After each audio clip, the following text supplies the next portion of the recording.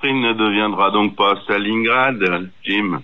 Elle était pas défendable géographiquement, surtout pas à 1 contre 5, sans protection contre les avions, contre les chars, contre l'artillerie.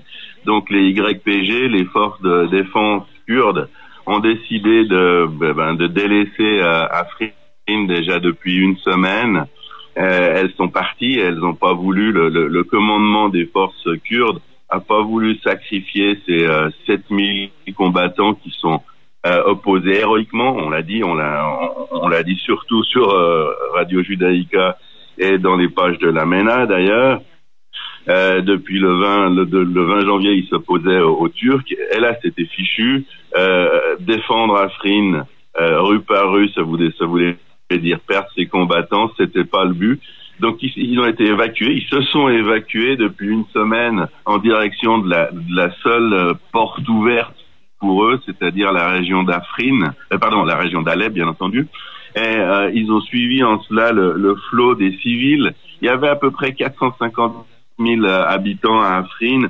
On peut compter qu'il en reste 100 000. Les autres sont partis. Et d'ailleurs, il y a eu connivence entre l'armée turque et le régime syrien de Bachar al-Assad parce qu'ils ont volontairement laissé ouvert ce corridor afin que Afrin, l'enclave kurde, se vide de ses habitants kurdes et qu'elle soit probablement remplacée par des Turcs et par des Arabes, donc pas par des Kurdes. C'est le plan. Et puis ces civils qui fuient Afrin en direction d'Alep, eh bien Assad leur a permis de passer la frontière de quelques kilomètres, mais il ne les laisse pas entrer dans la ville d'Alep parce qu'il veut pas que l'équilibre démographique entre les Arabes et les Kurdes passe en faveur des Kurdes. Donc on peut imaginer que à peu près 350, peut-être 400 000 personnes vont vivre en tant que réfugiés pour de nombreuses années, malheureusement, dans cette région limitrophe très froide l'hiver, très chaude l'été, et puis que les combattants, eux, les YPG, eh bien, en passant par les territoires contrôlés par le régime de Bachar al-Assad, rejoignent ou rejoindront le saillant de Manbij, le saillant de Manbij, dans le reste du Rojava, le Rojava oriental, pour rejoindre leurs camarades des YPG. Stéphane, l'opération Rameau d'Olivier, c'est comme ça qu'a intitulé l'opération turque. Elle a débuté le 20 janvier dernier, ça fait donc presque exactement 2 mois. Est-ce qu'on peut revenir sur cette date, il y a 2 mois, au moment où les Turcs lancent cette offensive, avec un manque de réaction généralisé à l'époque déjà? Manque de réaction, vous voulez parler de la presse? Ouais, complètement. Je veux dire que Radio Judaïka et la MENA ont fait leur travail, et heureusement, parce que sinon il n'y avait pas beaucoup de voix qui venaient de ces combats. Et même aujourd'hui encore, avant l'émission, j'ai feuilleté le monde électronique, le Figaro. Il y a pratiquement rien. Et puis quand il y a quelque chose, par exemple sur Libération, eh ben on voit pas les mots agression, occupation, invasion comme on est habitué pour Israël. En Israël où il y a pratiquement pas de morts, et dans cette guerre syrienne, particulièrement à Afrin où il y a des milliers de morts, il faut quand même que nos auditeurs sachent qu'en Syrie, en 5 ans de guerre, il y a eu 15 fois plus de morts que dans tous les conflits israélo-arabes depuis le début, et dans les 2 camps, ça nous donne quand même une proportion. Et puis ce qui n'intéresse pas les Européens, c'est qu'il y a eu 1700 morts depuis cette intervention turque, qui n'a aucune raison d'être. On le répète, on l'a dit très souvent, c'est-à-dire qu'il n'y avait aucune menace contre la Turquie qui émanait d'Afrin. C'est simplement une volonté de prendre un morceau de la Syrie pour le président dictateur Erdogan, et puis de se débarrasser des Kurdes. Il a terriblement peur des Kurdes, il a terriblement peur que s'installe un État kurde à sa frontière nord. C'est plus de l'hystérie d'autre chose. Ça lui a coûté 1700 morts lors de cette opération. C'est énorme. 5000 blessés, Pervers et Mal, notre correspondant Rojava que tout le monde connaît maintenant, dit qu'à la fin, avec les blessés en mauvaise posture, les Turcs et leurs alliés arabes islamistes compteront 2000 morts. Et puis côté kurde, il faut qu'on donne aussi ce bilan.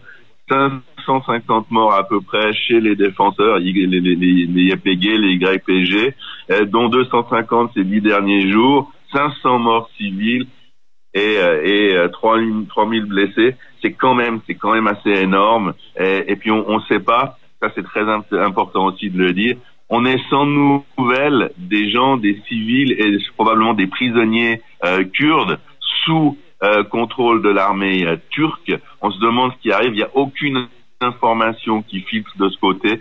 Et bien entendu, on a très peur. Et la guerre est pas finie, Jim. Le commandement kurde, notamment des FDS, a déclaré que la guerre prendrait maintenant une autre tournure, c'est-à-dire qu'il n'y a plus de défense en ligne.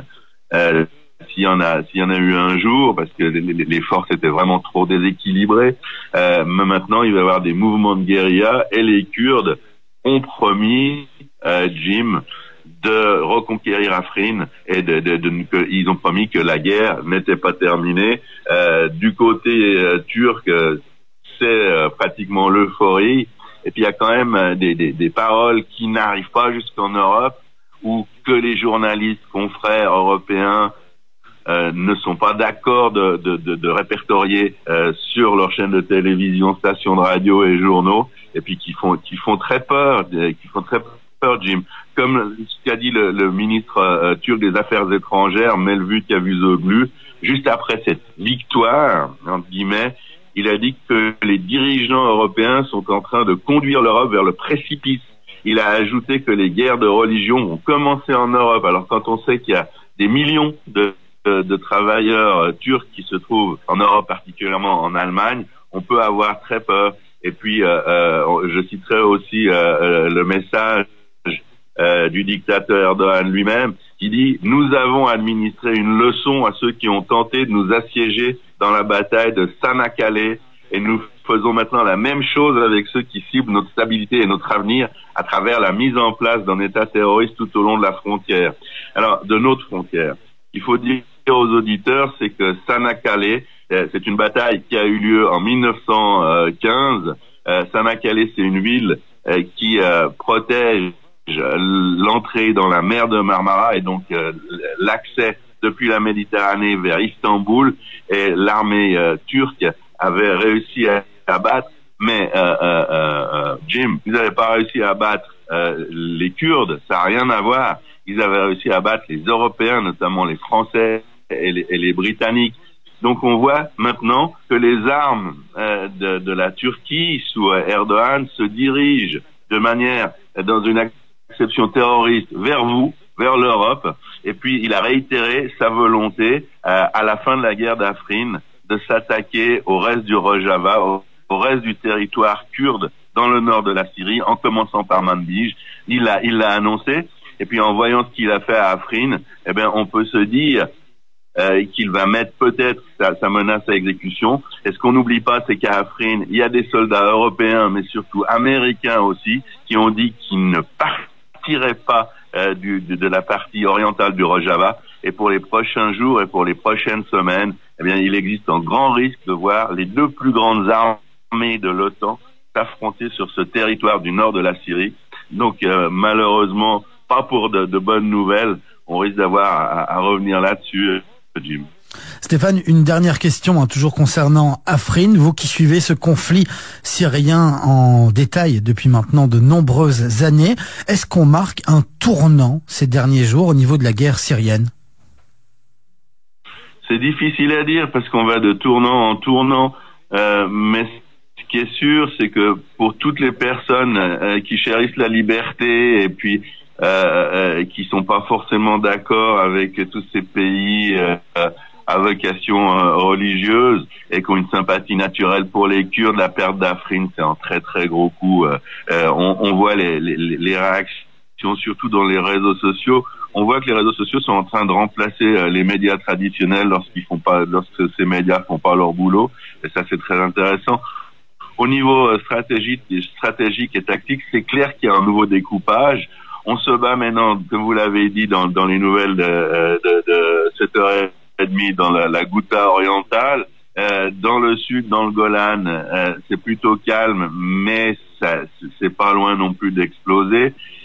Il y a une nouvelle redistribution des cartes, avec d'un côté la Russie et la Turquie et l'Iran, qui sont pas alliés de cœur, mais qui s'entendent. Et puis de l'autre côté, les Kurdes, les Américains, les Européens, qui se sont montrés très palichons, peut-être on peut utiliser même l'adjectif de lâches ces derniers temps, mais qui sont bien là-bas, qui ont des bases, qui ont des soldats, qui ont une aviation.